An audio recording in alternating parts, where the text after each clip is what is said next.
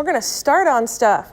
So the way this is going to go, just in case you're wondering about the pattern, is I'm going to do a small intro on the whole topic, then I'm going to introduce Casey, then I'm going to talk a little bit more after that, just so it breaks up me talking a lot, because it's never like the desired effect is me talking all the time. So thank you and welcome. I really hope this is really valuable. This is one of the first ones of these I'm doing. I want to do more talks like this because it's a really interesting topic. It's a really important topic. So accessibility considerations for the responsible designer. So we're going to do a two-part. Casey is going to talk a little more on the tech specs and what like art and tech can do together to make an accessible website. And then I'm going to present a case study from my workplace. We haven't launched yet, so this is all with a caveat of we hope it works this way. We've tested on people, but not thrown it to the larger population yet. So this is me.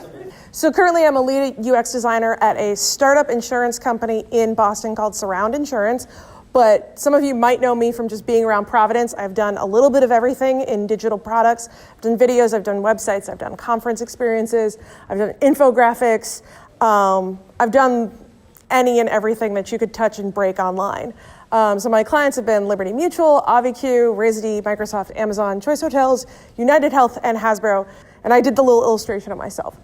I'm also gonna hopefully get through this quick enough that we have time to talk at the end. So one of the things that I do on every project, and if you know me too well, I really like the movie Muppets Take Manhattan, way too much, beyond any reasonable amount. And the reason I like it is this end scene where Kermit is making his big Broadway production and he goes, you know what, that was what was missing from my little high school or college show, was that we needed more bears, chickens, frogs, and whatever. So I was thinking about projects that way, what it needs is more of everyone. And I kind of am like that, where I'm like, yeah, and you should be a part of this too. So that's kind of the dream of the internet when we made it, right? It was hey, everybody's going to be able to play together online. We're going to connect, Singapore to Cincinnati, and it didn't happen, right? Because the internet is much more like this, where it's a big mess of tubes, and what should be easy, talking to each other, is incredibly difficult. And it's just not a pleasant thing. So that's where design comes in.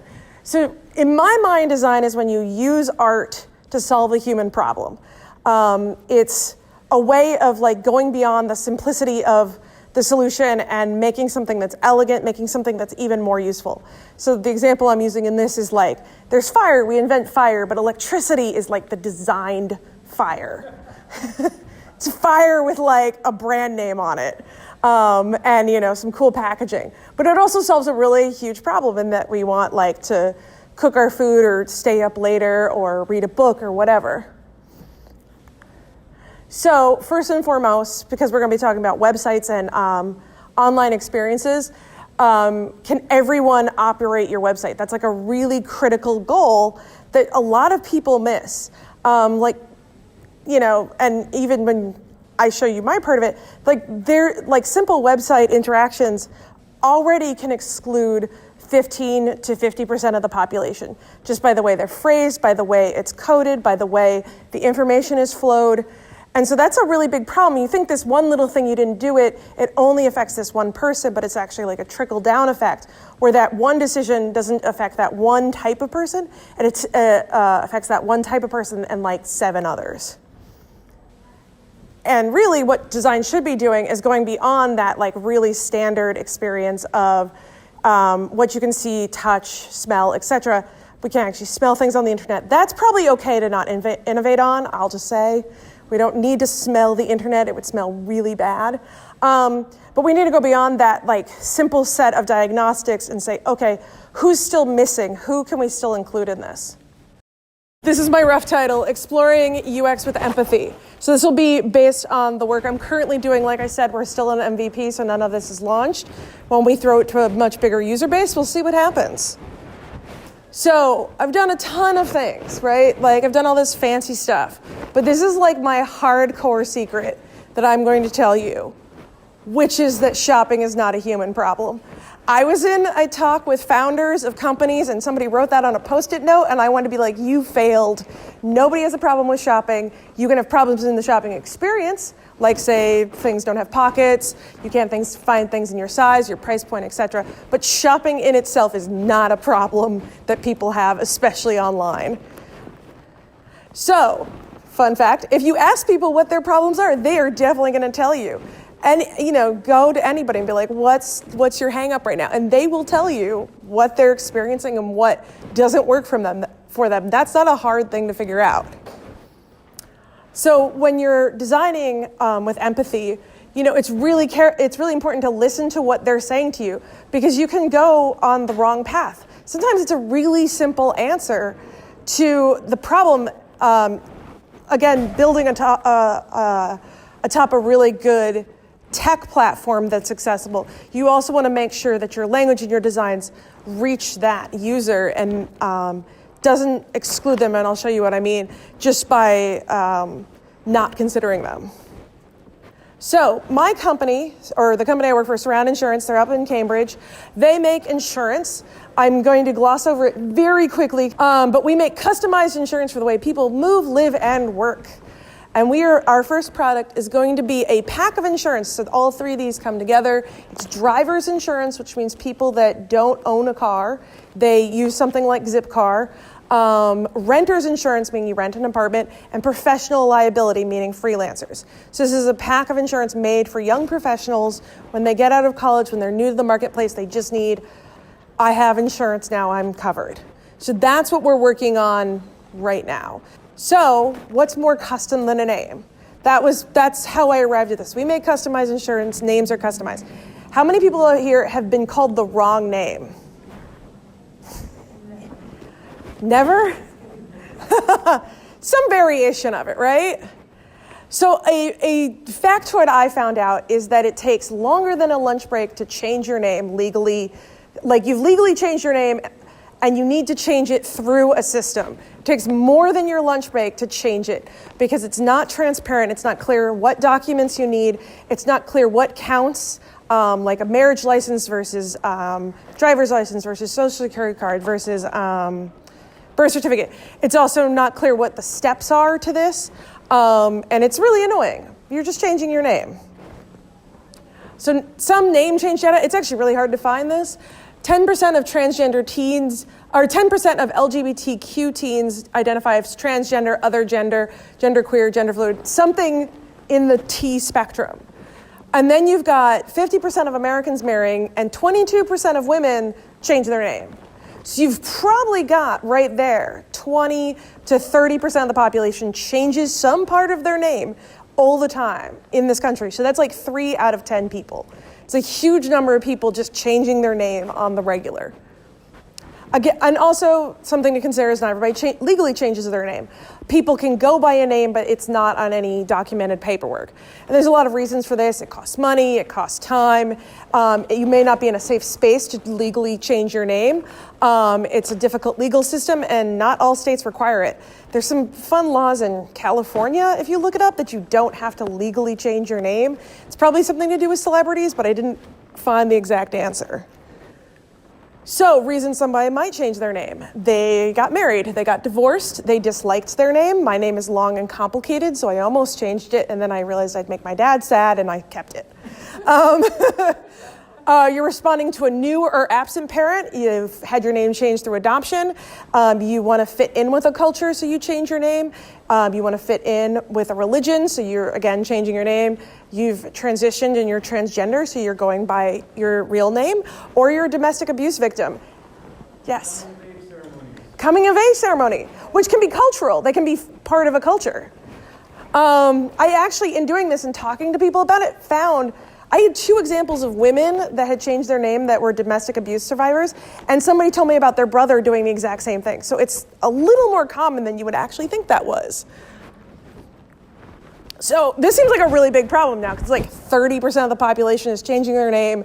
That's a lot of people, and some are changing it legally and some are not changing it legally, but they have a name they want, and they want you to use it because it's annoying to be on the phone with customer service and have the wrong name constantly said back at you.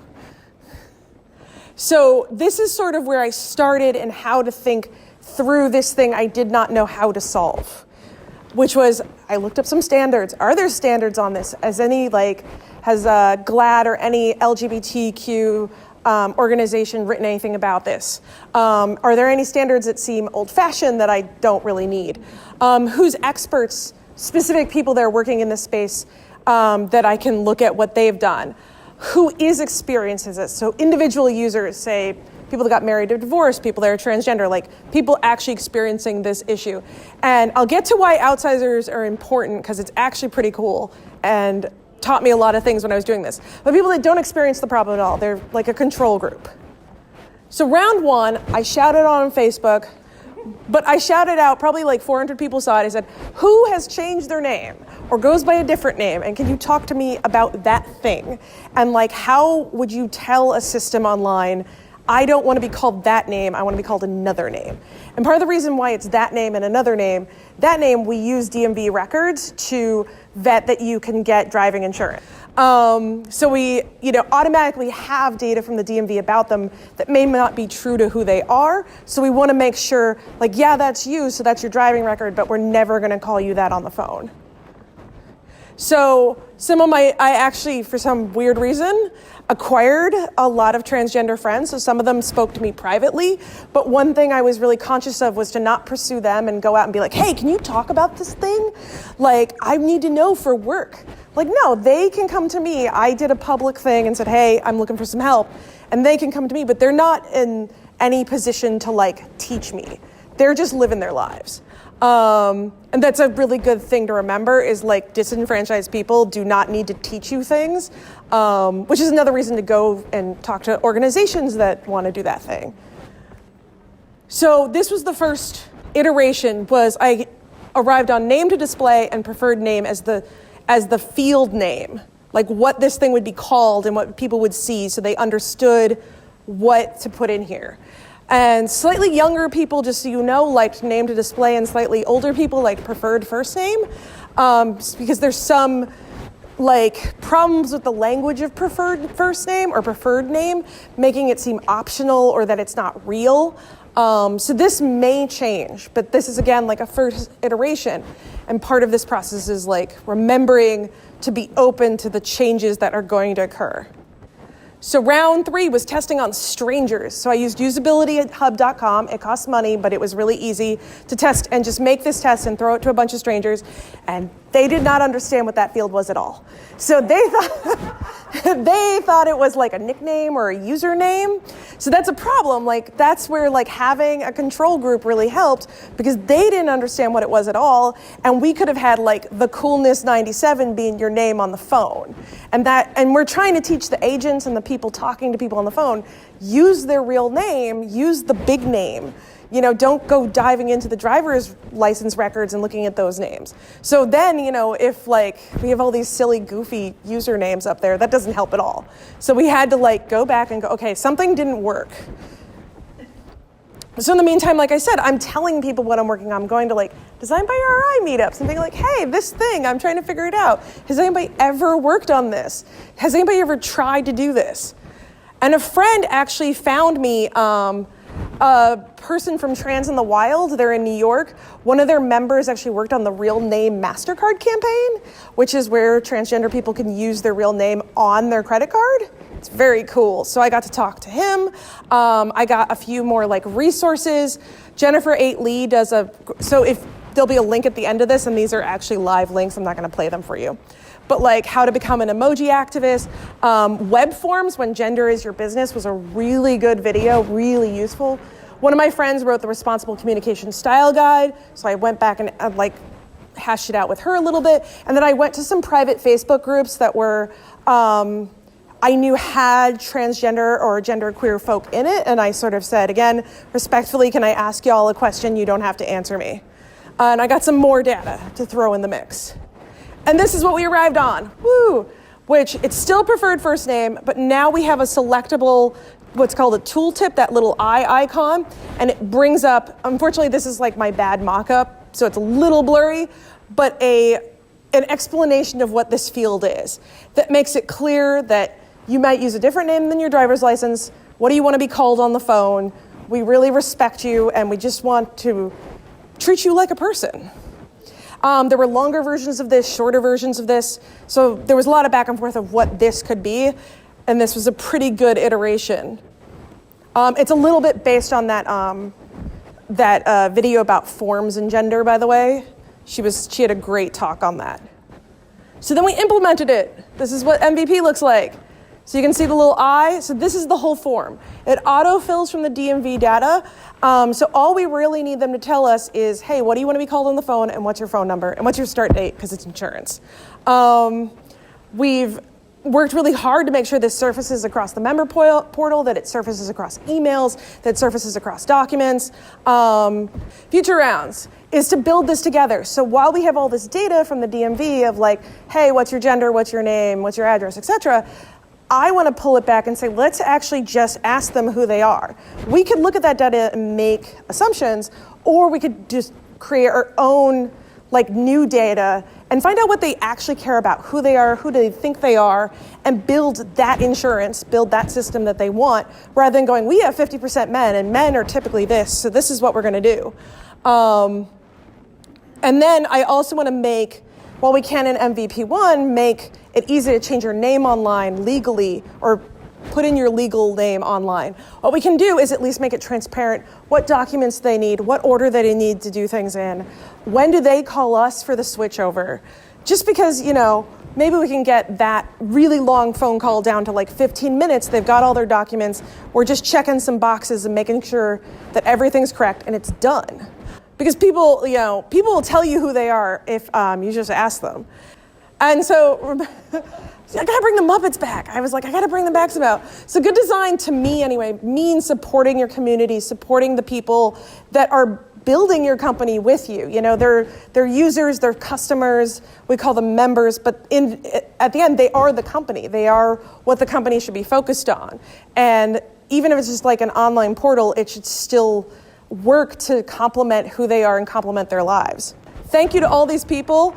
Thursday's the editor of the Responsible Communication Style Guide. Affect the Verb does a ton in this space. Lulu Locks was a really good connector in a lot of things. So I just wanted to say thank you to her. If you know her, she's amazing. The Providence LGBTQ plus community. Jennifer's video about gender and forms. And then there's Jennifer Aitley, who did the emojis, Trans in the Wild. The Association of Marketing Professionals of Rhode Island also gave me a little bit of data. And then, the Responsible Communication Style Guide down below.